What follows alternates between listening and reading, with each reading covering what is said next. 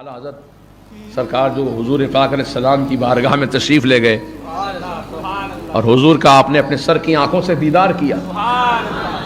جیتے جاگتے خواب میں تو بہت سے لوگ دیکھتے ہیں، اعلیٰ حضرت نے بھی خواب میں حضور کو دیکھا کئی بار، لیکن سر کی آنکھوں سے حالت بیداری میں جیتے جاگتے اعلیٰ حضرت نے رسول کا دیدار کیا.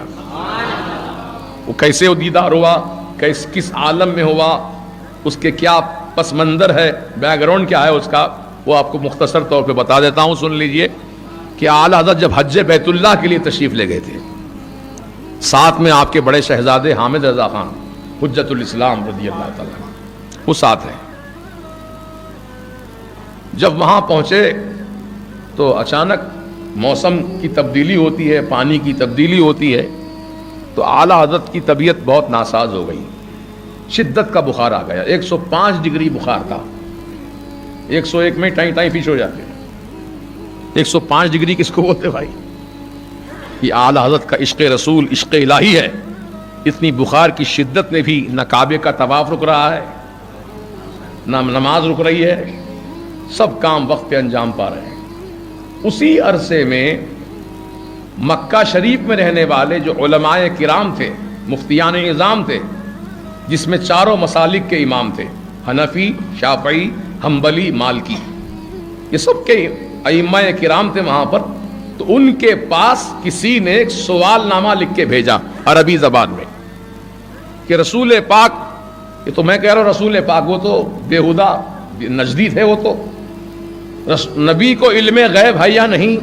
اگر ہے تو پھر قرآن و حدیث سے ثابت کر کے دکھاؤ. اور مدت بھی مقرر کر دی کہ 36 گھنٹے کا ٹائم اس نے رکھا کہ 36 گھنٹے میں اس کا جواب مجھے چاہیے، مدلل مفصل جواب چاہیے. تو حرمین شریفین کے علماء کرام مفتیان نظام نے جب سوال نامہ پڑھا اور ٹائم کی مدت دیکھی تو وہ ایک دوسرے پر اپنی ذمہ داری ڈال رہے تھے کہ بھئی آپ لکھ دیجئے جواب. وہ دوسرے مفتی صاحب کہتے تھے آپ لکھ دیجئے بہتر رہے گا. یوں بات چل رہی تھی. اتنے میں کسی نے کہا کہ ہندوستان سے حضرت علامہ مولانا شاہ احمد رضا خان صاحب تشریف لائے ہیں، کیوں نہ ہم اس مسئلے کو ان سے رجوع کر دیں. دیکھیے آپ،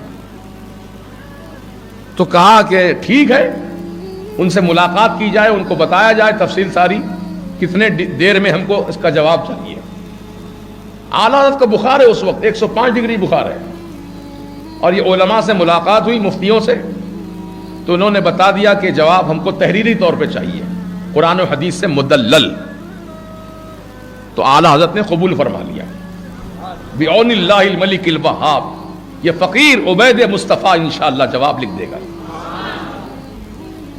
چنانچہ وہ سوال نامہ لے کر گئے اور بخار کی حالت میں اپنے بڑے شہزادے حجت الاسلام کو ساتھ لیا اور کعبۃ اللہ کے صحن میں پہنچ گئے. اعلیٰ حضرت کہاں پہنچے؟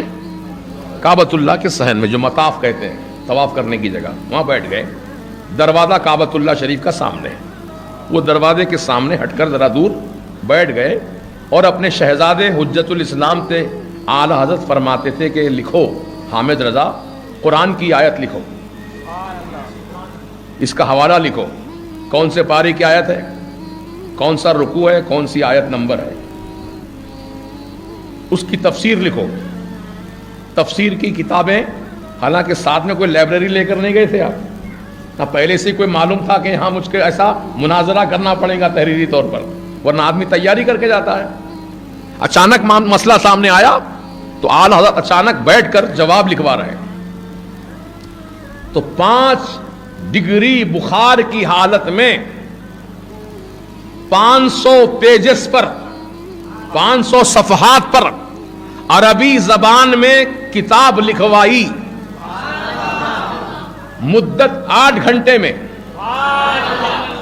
8 گھنٹے میں 500 پیجز پر کتاب لکھوائی. لکھوانے میں اتنی دیر لگی، اگر خود لکھتے تو پتہ نہیں کتنا جلدی لکھ دیتے. میں بولوں، آپ سنیں، پھر قلم چلائیں، ٹائم لگتا نا. اگر خود آدمی لکھنا شروع کر دے تو جلدی کام ہو جاتا ہے. اعلیٰ حضرت چونکہ بخار کی شدت میں تھے، اس لیے اپنے شہزادے سے لکھوا رہے ہیں کہ لکھو حامد رضا، یہ دلیل پیش کرو، یہ حوالہ پیش کرو، یہ تفسیر پیش کرو، یہ حدیث مبارک پیش کرو. جب لکھاتے لکھاتے اعلیٰ حضرت ایک لمحے کے لیے سوچتے اب اس کے بعد کون سی دلیل پیش کروں، اس کے بعد کون سا ثبوت پیش کروں، آپ کی نگاہیں اچانک در کعبہ پہ اٹھتی ہیں تو کیا دیکھتے ہیں؟ در کعبہ پر سرکار غوث اعظم نظر آ رہے ہیں اور فرما رہے ہیں اے احمد رضا پریشان کیوں ہوتا ہے، لکھ یہ دلیل، لکھ یہ حوالہ، لکھ یہ تفسیر لکھ. چنانچہ میرے غوث پاک کا فیضان راست طور پر اعلیٰ حضرت کو حاصل تھا اور آپ اعلیٰ حضرت کتاب لکھوا رہے ہیں. غوث پاک فرما رہے ہیں جب مکمل ہو گئی کتاب تو کتاب آپ نے علماء کی خدمت میں پیش کر دیا. ہینڈ رائٹنگ ہے، پرنٹنگ نہیں ہے، خط لکھوایا گیا ہے، قلم سے لکھوائی گئی کتاب. تو عزیزان ملت، وہ کتاب کی اتنی شہرت ہوئی، اتنی عزت ہوئی کہ گورنر مکہ، جن کو شریف مکہ کہا جاتا تھا اس دور میں، جن کا نام ہے علی پاشا، ٹرکیوں کی حکومت تھی اور ٹرکیوں کا ہی وہاں پہ قبضہ تھا مکہ شریف مدینہ شریف، اس دور کی بات ہے یہ. تو علی پاشا کے پاس جو سنی تھے، ان کے پاس کسی عالم نے تذکرہ کیا کہ ہندوستان سے ایک بہت بڑے عالم آئے ہیں جن کا نام احمد رضا ہے، انہوں نے علم غیب رسول پر ایسی پیاری کتاب لکھی ہے کہ پڑھنے کے بعد طبیعت باغ باغ ہو جاتی ہے، روح تازہ ہو جاتی ہے، ایمان طاقتور ہو جاتا ہے. تو علی پاشا نے جب کتاب کی تعریف سنی تو فوراً کہا کہ علماء سے کہے وہ کتاب میرے پاس بھیجوائیں، میں سننا چاہتا ہوں پڑھوا کر. چنانچہ علماء کا ایک مقدس قافلہ گیا علماء کے پاس، وہاں سے کتاب لے کر آئے اور علی پاشا کے دربار میں ایک وقت مقرر تھا، اس وقت میں وہ کتاب جو اعلیٰ حضرت نے لکھی تھی اس کو علماء پڑھ کے سناتے تھے علی پاشا کو. تو علی پاشا بھی عربی جاننے والے تھے، دانت میں انگلی پکڑ لی انہوں نے، یہ ہندوستان کا عالم، ہندی بولنے والا، اتنی اچھی عربی میں کتاب لکھوا دیا. حیرت زدہ تھے اور دلائل براہین ایسے مبارک کہ علی پاشا کی طبیعت مچل کر کہتی ہے کہ میں اس عالم دین کی زیارت کرنا چاہتا ہوں، انہیں بلایا جائے. چنانچہ اعلیٰ حضرت کو علی پاشا کا دعوت نامہ پہنچایا گیا. علی پاشا کی دعوت پر اعلیٰ حضرت علی پاشا کے دربار میں گئے، محل میں ان کے. جب اعلیٰ حضرت داخل ہوئے ان کے محل میں تو علی پاشا اپنی کرسی سے اٹھ کر کھڑے ہو گئے، استقبال کیا اعلیٰ حضرت کا. حالانکہ وہ بادشاہ ہیں، مکہ شریف کے گورنر ہیں، اعلیٰ حضرت کا استقبال کھڑے ہو کے کر رہے ہیں. اپنے بازو کو کرسی بچھوائی اور اس پہ اعلیٰ حضرت کو بٹھایا. کتاب کے تعلق سے مختصر گفتگو ہوئی اور اس کے بعد علی پاشا نے کہا کہ اے احمد رضا خان، عالم باعمل، عاشق رسول، عالم مدقق، آپ کی معرکۃ الآراء تصنیف سن کر میرا ایمان تازہ ہو گیا. اب فرمائیے میں آپ کی کیا خدمت کروں؟ کس نے کہا؟ یہ علی پاشا نے. کیا خدمت کروں آپ کی بتائیے. اگر کوئی دنیا کا حریص و آدمی ہوتا، کچھ دنیا چاہنے والا، تو کہتا علی پاشا آپ تو پاشا ہیں یہاں کے، کچھ دے دیجئے، خزانے بھر بھر کے دے دیجئے تاکہ میں لے جاؤں اپنے ہندوستان میں، وہاں جا کے کچھ کام کر لوں اپنا. نہیں، میرے اعلیٰ حضرت نے نہ دنیا مانگی نہ دنیا کی دولت مانگی. یہ عشق رسول دیکھو اعلیٰ حضرت کا. فرماتے ہیں علی پاشا صاحب، آپ نے مجھ سے کچھ مانگنے کے لیے کہا ہے تو میں آپ سے اس بات کی اجازت مانگتا ہوں کہ اس وقت حج کا موسم ہے. مدینہ طیبہ میں جتنے بھی زیارت کرنے کے لیے جاتے ہیں سرکار کی بارگاہ میں، عشاء کی نماز کے بعد سب کو مسجد سے باہر کر دیا جاتا ہے. کسی کو مسجد شریف میں اندر رہنے کی پرمیشن نہیں ہے.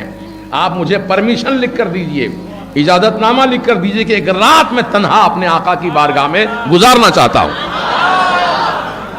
مجھے کچھ نہیں چاہیے، سرکار کی بارگاہ میں ایک رات گزارنے کا مجھے موقع دیا جائے. علی پاشا خوش ہو گئے، فوراً اجازت نامہ تحریر کر کے حوالے کر دیا. اعلیٰ حضرت نے اس کو بوسہ دیا، اجازت نامے کو سر پہ رکھا، خوشی سے جھومتے ہوئے. اس وقت اونٹوں پہ سفر ہوتا تھا.